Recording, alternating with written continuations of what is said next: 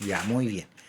Entonces, el día de hoy vamos a compartir esta enseñanza que yo considero muy importante para el caminar cristiano. Dentro de la escritura, nosotros vamos a encontrar una enseñanza que tiene que ver con el sermón del monte, así se llama. El sermón del monte es un sermón, es una prédica que el Señor hace, obviamente, en un monte, en un cerro.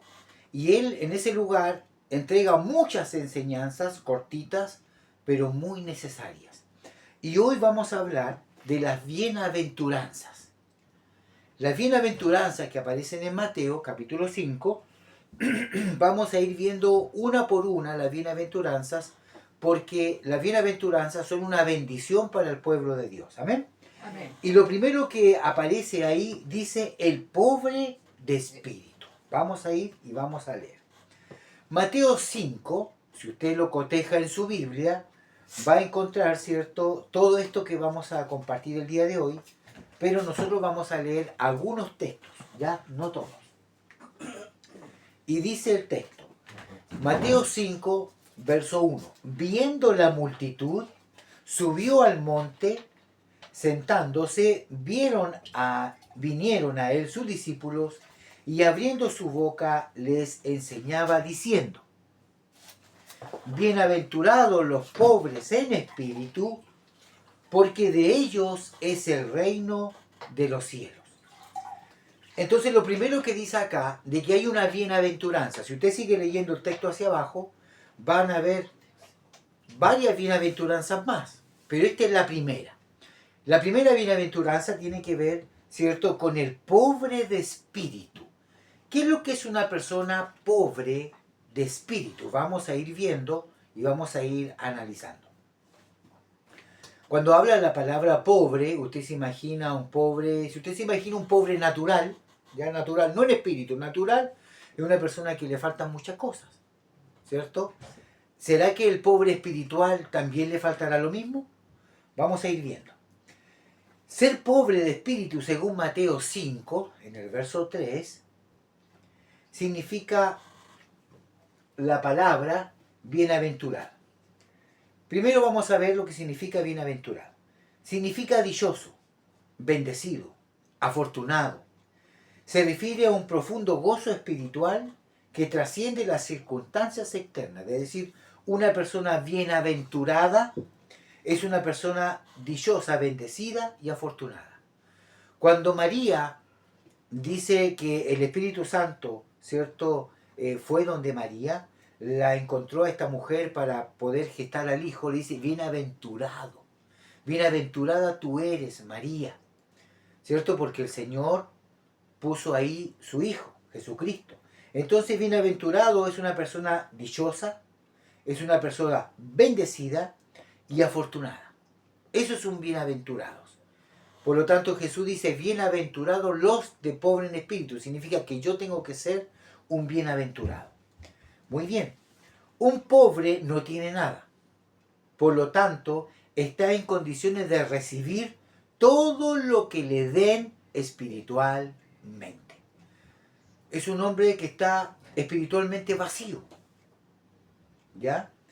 Si yo tuviera esta copa llena, ¿caería más agua? No, sino que se rebalsa. Pero si está vacía, ¿caería más agua? Sí. Si yo soy este vaso y estoy vacío, bienvenido todo lo que venga. Significa que una persona que está pobre en espíritu es una persona que necesita muchas cosas espirituales más que carnales y humanas. Entonces Jesús dice, bienaventurados los que son pobres de espíritu, porque a ellos yo les puedo dar algo espiritual. Pero si yo ya estoy lleno espiritualmente, no necesito nada, ahí viene la arrogancia. Yo tengo que estar, ¿cierto?, dispuesto a recibir lo que el Señor tiene para mí. Entonces, si yo estoy pobre, no tengo nada, puedo recibir, puedo ser llenado por Dios en todas sus áreas. Las áreas del alma y las áreas del espíritu. Podemos ser llenados porque no tenemos nada. Es el tipo de creyente que Cristo está buscando para ser edificado y bendecido. Entonces cuando yo diga, ¿cuántos son pobres en espíritu? Amén. ¿Por qué? Porque esos son los que el Señor les busca para poder llenarlos, para poder bendecirlos, instruirlos, fortalecerlos. Si usted está fortalecido, ¿para qué lo vamos a fortalecer más? Pensemos en un jugador de fútbol que ya tiene sus chuteadores, sus zapatos. ¿Para qué se va a poner otro zapato? Si ya tiene zapatos. Entonces, si nosotros somos pobres de espíritus, constantemente vamos a estar necesitando que Él nos dé de su gracia, de su amor, de su llenura, de su espíritu. ¿Me hago entender, cierto? Amén. Bien, la pobreza natural. Esta es una definición de pobreza natural, no espiritual. La pobreza es una condición en la cual una o más personas tienen un nivel de bienestar inferior al mínimo socialmente aceptado. Eso es lo que el diccionario dice de un pobre. ¿Qué es lo que es un pobre? Una persona pobre es una persona que vive con lo mínimo, de lo mínimo, de lo mínimo aceptado por la sociedad. En una primera aproximación, la pobreza se asocia con la incapacidad de la persona para satisfacer sus necesidades básicas de alimentación. Y no solamente de alimentación, sino que también de aseo personal, de ropa, ¿cierto? No tengo cómo bañarme, cómo afeitarme, cómo comprar mis cosas, porque soy pobre. Que es una persona pobre, natural, es una persona que necesita recursos. Así también, en este caso, la pobreza espiritual, nosotros necesitamos recursos. Y Jesucristo se encuentra en el monte con sus discípulos y una gran multitud y Él enseña, yo necesito que ustedes sean pobres de espíritu para que puedan recibir lo que yo les voy a entregar. Y luego Jesús entrega varias enseñanzas, pero solo los pobres de espíritu la pueden recibir. ¿Amén? Amén. Muy bien. Dice, ¿cómo ser ahora lleno del espíritu? ¿Cómo poder recibir? Ya, yo soy pobre de espíritu. Ahora yo quiero ser llenado en mi espíritu. ¿Cómo puedo ser lleno? Primero, en Efesios 5:18 dice, no se emborrachen con vino que lleva al desenfreno. Al contrario, sean llenos del Espíritu Santo. Entonces, este texto está diciendo de que yo no me emborrache con vino natural, sino, ¿para qué? Para andar mareado, sino que embriaguémonos del Espíritu. Que por el Espíritu de Dios estemos gozosos. Ahora, cuando uno está embriagado, o borracho, o se está sirviendo, está alegre, está feliz, anda bailando arriba de las mesas, se saca la ropa, se pone a comer, sí está feliz. Claro, hay algunos que se emborrachan y se ponen violentos y se ponen fome, feo, pero generalmente la gente cuando se empieza a servir se transforma. Se ve una etapa de ellos que normalmente no son así. En el libro de los Salmos, la Biblia dice que aquel que está afligido, denle un poco de sidra o de vino para que se alegre su espíritu. Porque la gente cuando bebe se alegra. Entonces, si yo soy lleno de espíritu, tengo que ser un hombre alegre, un hombre feliz. Una persona llena de espíritu, una persona que viene el problema y no me daña porque mi Cristo vive dentro de mí.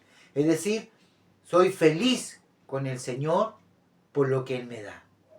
Una persona, en este caso, que tiene su pobreza en el alma y la pobreza de espíritu. Vamos a ver esas dos diferencias.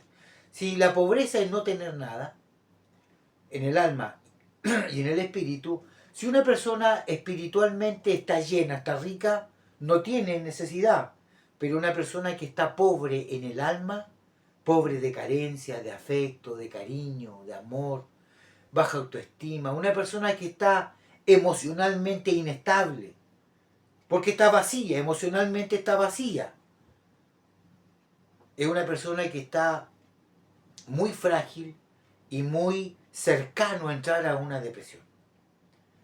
La ansiedad, la angustia, ¿cierto? La impaciencia hace que cometa errores. ¿Por qué? Porque está vacía en el alma, vacía en sus pensamientos, sus emociones. En el espíritu también está vacía, porque si estuviera llena de espíritu tendría fortaleza. Pero como no conoce, la persona que no conoce a Cristo, no conoce el mundo espiritual, no sabe las cosas del Espíritu. Entonces ellos, su alma está vacía. Si ellos conocieran al Señor y se dieran cuenta que Dios va a llenar su espíritu, que lo fortalece, le da alegría, le da gozo, le da razón de vivir, el por qué levantarse cada día, entonces sería una persona que estaría llena del Espíritu y sería una persona diferente. Efesios 5:19 dice, anímense unos a otros con cantos, con salmos, con himnos, con canciones espirituales, canten y alaben al Señor con el corazón. ¿Cómo yo puedo ser lleno del Espíritu? Cantando. ¿Cómo puedo ser lleno del Espíritu? Alabando al Señor, y dice, con cánticos espirituales.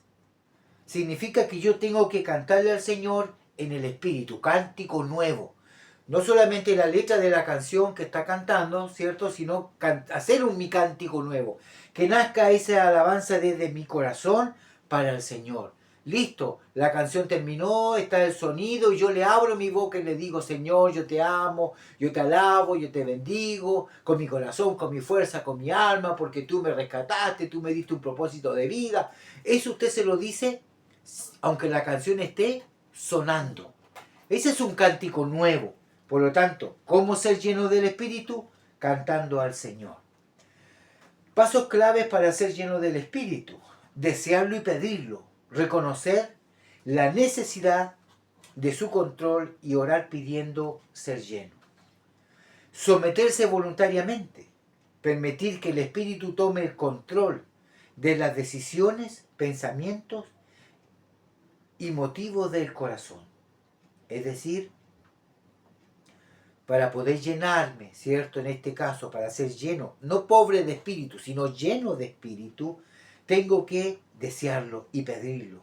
Como dice ahí, ¿cierto? Subrayado, someterme voluntariamente a que el Señor tome el control de mi vida, de mis decisiones, de mis pensamientos y de mi corazón.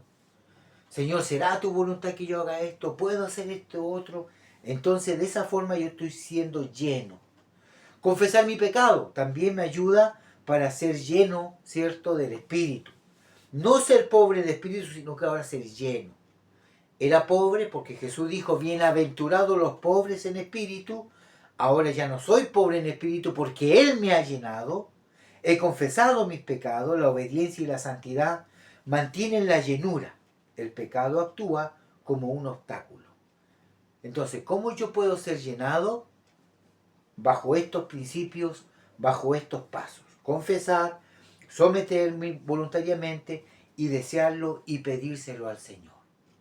Dios anda buscando hombres y mujeres de espíritu bajo, de espíritu vacío para poder llenarlo. Haga cuenta que es una vasija. Usted es una vasija y Dios siempre quiere llenarlo. Para eso usted tiene que estar dispuesto a recibir. ¿Amén? Amén. Muy bien, me hago entender, ¿cierto? En la palabra de Mateo 5:3 habla de bienaventurados los pobres en el espíritu. Dice porque de ello es el reino de los cielos. Es decir, aquí hay otra parte que compone también esto. Hasta este momento estamos viendo solamente cómo ser llenado, el pobre de espíritu, pero vamos a ver el reino también. Estudiar la palabra también llena nuestra mente con la escritura, que son inspiradas por el Espíritu. El perdón perseverante busca la presencia de manera constante. Y vivir en gratitud, la llenura se manifiesta cantando y dando gracias en todo momento. Es decir, para poder ser llenos del Espíritu, estos son los pasos. Recuerde que esta grabación va a quedar en el internet, donde usted la puede revisar, ¿cierto? Y poder anotar con tranquilidad los pasos y los principios. Los pobres de espíritu son bienaventurados y Dios los va a llenar. Pero para llenarlos tienen que estar vacíos. Entonces yo tengo que sacar todo lo que es un obstáculo para el Señor. Amén. Amén. Vivir en gratitud, estar siempre dando gracias por lo bueno y por lo no tan bueno. Siempre ser agradecidos. El reino de los cielos es la otra parte. Mateo 5:3 dice, porque de ellos es el reino de los cielos. ¿De quién es el reino de los cielos? De los pobres en espíritu. Ya vimos cómo los pobres en espíritu pueden ser llenados. Ahora vamos a entender un poquito nomás, porque el reino de los cielos es un tema tremendo, grande, que ocupa prácticamente Mateo, Marcos, Lucas, Juan y Hechos. Recuerde que en el libro de Hechos, en el último capítulo, creo que es el 28, verso 30 o 31, Pablo dice que predicaba el evangelio del reino de Dios en una casa alquilada y recibía a todos los que iban sin impedimento. Es decir, el reino de los cielos realmente es el gran tema de toda la escritura. Jesús vino a la tierra y predicó el reino de los cielos. Juan el Bautista, cuando estaba ahí, cierto, bautizando en el Jordán, decía, arrepentíos y convertíos, porque el reino de los cielos se ha acercado. Y el que se acercó, ¿quién era? Un hombre, Jesucristo. Vamos viendo. Por eso es que es importante. Colosenses 1:13 dice, el cual nos ha librado de la potestad de las tinieblas y trasladado al reino de su amado Hijo. Mire qué importante este texto. Muchas veces nosotros no dimensionamos el acto que el Señor hizo en nuestra vida. ¿Cuántos quieren aceptar al Señor? Amén. Levantamos la mano, pasamos adelante, ¿cierto? Recibimos al Señor, después seguimos congregándonos, al otro año nos bautizamos y eso es todo. Pero muchas veces a los hermanos no se les enseña que esto es mucho más profundo que eso. La Biblia dice que cuando usted recibió al Señor y fue bautizado y fue hecho hijo de Dios, dice que usted fue trasladado de reino. No es que usted salió del mundo y se metió a la iglesia. Dice, el cual nos ha librado del poder, potestad es poder, de las tinieblas, es decir, de Satanás, de las tinieblas, del poder del diablo. El Señor nos rescató y nos trasladó al reino del amado Hijo de Dios, es decir, lo que Cristo hizo cuando yo levanté la mano y acepté al Señor, fui trasladado del reino de las tinieblas al reino del amado Hijo de Dios. Por lo tanto, yo ahora no solo soy un hermanito evangélico cristiano, sino que soy un ciudadano del reino de los cielos.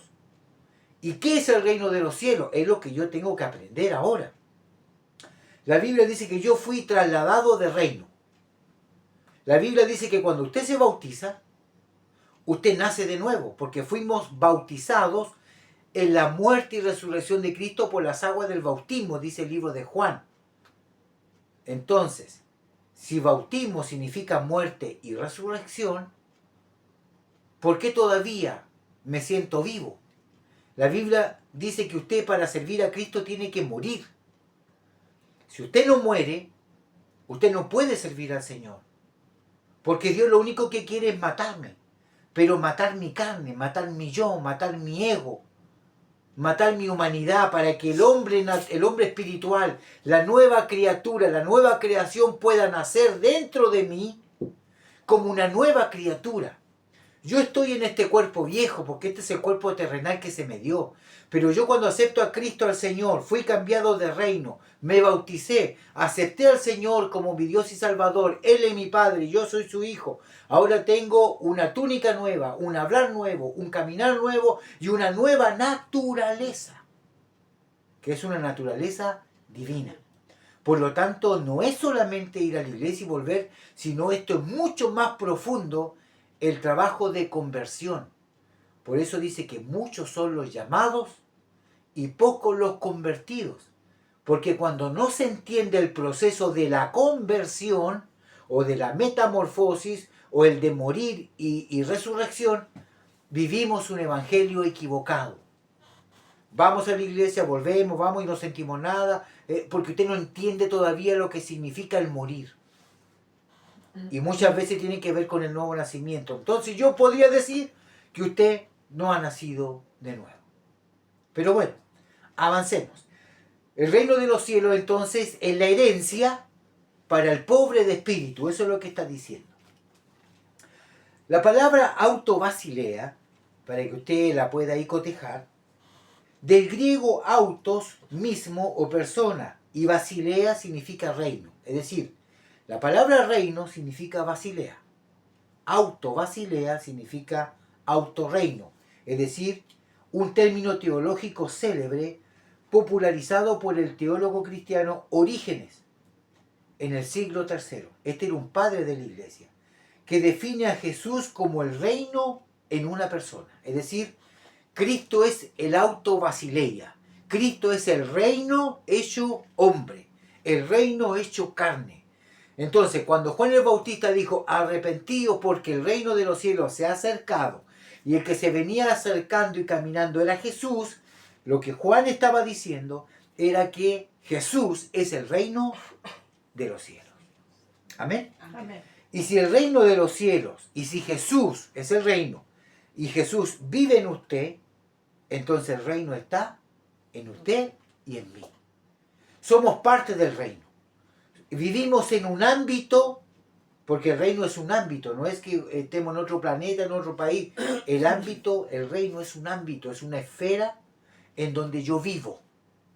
Es un lugar en donde yo me muevo. El reino de Dios, dentro de este mundo humano donde vamos a comprar el pan, dentro de este mundo hay un reino aquí adentro de mí, que es un espacio donde yo vivo. Y ese espacio está dentro de mí. Por lo tanto, el auto basileia es Cristo. Esto significa que el reino no es solo un lugar o un tiempo futuro, sino que está presente y personificado en la persona, vida y acción de Jesucristo, el cual hoy vive. Dentro de nosotros somos el templo y el domicilio de Jesús y del Espíritu de Dios. Puntos clave sobre la autobasileia. Identificación con Jesús. El reino de Dios no es una idea abstracta, sino que tiene un nombre y un rostro. Se llama Jesucristo. ¿Quién es el reino? Jesucristo. ¿Quién es la gracia? Jesucristo. La Biblia dice Jesucristo lleno de gracia y de verdad. Orígenes del concepto. Orígenes utilizó el término para expresar que Jesús es el reino mismo, la presencia directa de Dios entre los hombres. Muy bien. El libro de Juan también dice que esta palabra, que era el verbo, Juan 1:1 dice, cierto, que este verbo, esta palabra, que era en el principio, se encarnó. La palabra se hizo hombre y tabernaculizó en medio de nosotros. Es decir, Cristo vive, el reino está y el reino somos. Amén. Amén. Es decir, dentro de usted hay un micro reino, hay un microcosmo dentro de usted. Mentalmente, espiritualmente, el reino está dentro de mí. Jesucristo está dentro de mí y el Espíritu Santo está dentro de mí. Eso yo tengo que entenderlo. Yo no voy a la iglesia para encontrarme con Dios porque Dios está dentro de mí. La Biblia dice que nosotros somos el templo donde vive, habita el Espíritu de Dios, por lo tanto, Dios. Y yo fui trasladado de reino, sacado del reino de tiniebla y puesto en el reino del amado Hijo de Dios. Por lo tanto, el reino está dentro de mí porque yo tengo a Cristo en mi vida. Y esas son verdades que usted tiene que aceptarla. Puede que no la entendamos, pero con el tiempo la entenderemos. Pero sí yo tengo que apropiarme de la palabra. Si la Biblia dice que yo soy el templo, y en el templo mora el Señor, y el Espíritu mora en mí, es porque el Espíritu está dentro de mí. No tengo por qué ir a buscarlo a la iglesia, si ese ya está en mí. Yo cuando voy a la iglesia, yo llevo mi espíritu también a la iglesia. Y ese espíritu que está en mí se conecta con otros hermanos en la iglesia, y todos juntos hacemos un culto espiritual porque el Espíritu está en nosotros. Amén. Yo no vengo a buscar a la iglesia algo que no tengo, yo ya lo tengo. Yo vengo, como le dije la semana pasada, a cargar este Espíritu Santo, a fortalecerlo y a compartir para que todos juntos seamos bendecidos. ¿Amén? Amén. Muy bien, el significado teológico. Presencia y acción. Jesús es el mensaje y el mensajero. Al aceptar a Jesús se recibe el reino, la gracia y la salvación. Mire qué completo. Presencia y acción. Los milagros y acciones de Jesús son signo de la praxis del reino, evidenciando que el señorío de Dios ha llegado. Por lo tanto, quiero yo decir lo siguiente. Como este tema del día de hoy se llama los pobres en espíritu, estos pobres en espíritu que somos nosotros, ahora vamos a ser llenados, ¿cierto? Porque como pobres tenemos necesidad. Entonces ya hemos visto los pasos para ser llenados del espíritu y ahora entendemos también que el reino de los cielos también es mío. Y entiendo lo que significa el reino. El reino es un ámbito espiritual en donde yo vivo, donde yo estoy, donde Dios está en mí, el Espíritu está en mí y Jesús está en mí. Este es mi reino, esta es mi realidad. Yo no ando solo. La Biblia dice que Jesús dijo que Él estará con nosotros todos los días hasta el fin del mundo. Por lo tanto, yo no estoy solo, yo estoy lleno del Señor. Yo soy el domicilio de Dios, el domicilio del Espíritu. Él me habita, Él me cuida, Él me protege y estoy, cierto, bajo el abrigo del Altísimo. Por lo tanto, el enemigo debería tenerme temor y miedo de acercarme a mi vida, a mi hogar y a mi familia, porque aquí hay un guerrero y una guerrera del Señor. Amén. O sea, esto es lo que Dios nos da. Nos da todo. Usted es pobre, yo lo hago rico. Usted no tiene reino, tome, tiene un reino. Usted se siente vacío, Espíritu vive dentro, Jesús vive dentro. Es maravilloso. Por lo tanto, bienaventurados son todos aquellos pobres de espíritu, porque ellos serán saciados. Amén. Amén. ¿Cuántos pobres de espíritu hay? Amén. Somos pobres de espíritu, porque el Señor nos llena. Amén. Amén. Bien, ahora vamos a orar. Vamos a dejar este mensaje hasta aquí. Y vamos a invitar, ¿cierto?, a los hermanos también en internet que puedan cerrar sus ojitos para orar por usted, para que pueda, todos los domingos vamos a entregar esta prédica, esta cápsula, hasta terminar la bienaventuranza de Mateo 5. Oramos al Señor. Padre, en el nombre de Jesús, gracias te damos, Señor, en esta hora, por darnos la oportunidad de poder, Señor, comprender, entender tu palabra. Muchos quisieran, Señor, entender y comprender estos principios del reino y muchas veces no pueden hacerlo, Señor. Aún porque la palabra no ha iluminado su entendimiento. Otros poco a poco van viendo la luz.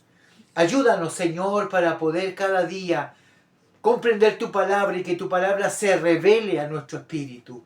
Señor, enséñanos a ser humildes, a ser pobres en espíritu, para así poder heredar este reino maravilloso que usted vino a enseñar y a entregar. Bendice a mis hermanos, Señor, a mis hermanos presentes, que la fortaleza del Señor también esté en sus vidas, en sus familias y en sus corazones.